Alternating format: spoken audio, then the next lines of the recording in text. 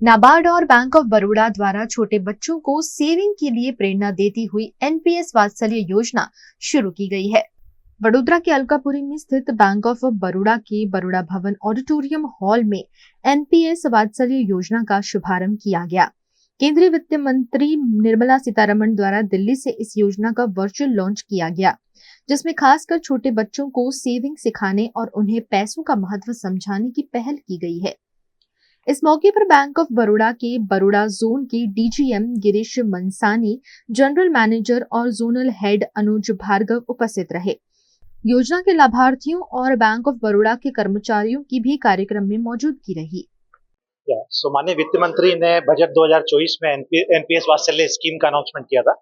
और आज माननीय वित्त मंत्री द्वारा विज्ञान भवन से एनपीएस वात्सल्य स्कीम का फॉर्मल लॉन्च किया गया है। एनपीएस वात्सल्य स्कीम एक माइलस्टोन स्टेप है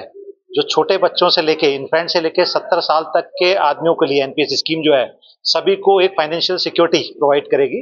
इस स्कीम के साथ पेरेंट्स को एक बहुत बड़ा एडवांटेज है कि बच्चों के लिए शुरू से ही बचपन से ही वे उनके लिए एक मनी सेव कर सकते हैं और जो पावर ऑफ कंपाउंडिंग है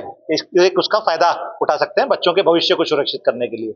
एक दूसरा एडवांटेज, एक बहुत बड़ा एडवांटेज है कि ये स्कीम सभी तबके के लोगों को इनकॉर्पोरेट करती है, जहां पर मिनिमम कंट्रीब्यूशन 1000 रुपए के साथ पर ईयर के साथ इस स्कीम के अंदर इन्वेस्ट कर सकते हैं और अधिकतम इन्वेस्टमेंट की इसके अंदर कोई सीमा नहीं है। तो ये स्कीम बच्चों के भविष्य को सुरक्षित करने के लिए और लोगों को फाइनेंशियल सिस्टम से जोड़ने के लिए एक माइलस्टोन स्कीम है, जिसका शुभारंभ आज माननीय वित्त मंत्री द्वारा विज्ञान भवन से किया गया है। आज बड़ौदा में अगर हम बात करेंगे तो बैंक ऑफ बड़ौदा की तरफ से हमने करीब 50 बच्चों को इसके अंदर आमंत्रित किया है, जिसका प्रोग्राम आज हमने यहाँ किया है और उसमें से हम कुछ बच्चों को फॉर्मली प्लान का डिस्ट्रीब्यूशन भी करने जा रहे हैं। ये स्कीम आगे जाके, क्योंकि आज इसका फॉर्मल शुभारंभ आज किया गया है माननीय वित्त मंत्री द्वारा, बैंकों द्वारा इसको आगे और पब्लिसाइज किया जाएगा, जिससे हम मैक्सिमम बच्चों को बड़ौदा के और गुजरात के और भारत के विभिन्न बच्चों को हम इसके अंदर ग्रेजुअली जोड़ पाए सिस्टम से। नाबार्ड की इस योजना का उद्देश्य लंबे अरसे के वित्तीय आयोजन को प्रोत्साहन देने का और छोटी उम्र से ही बच्चों के वित्तीय भविष्य को सुरक्षित करने का रहा।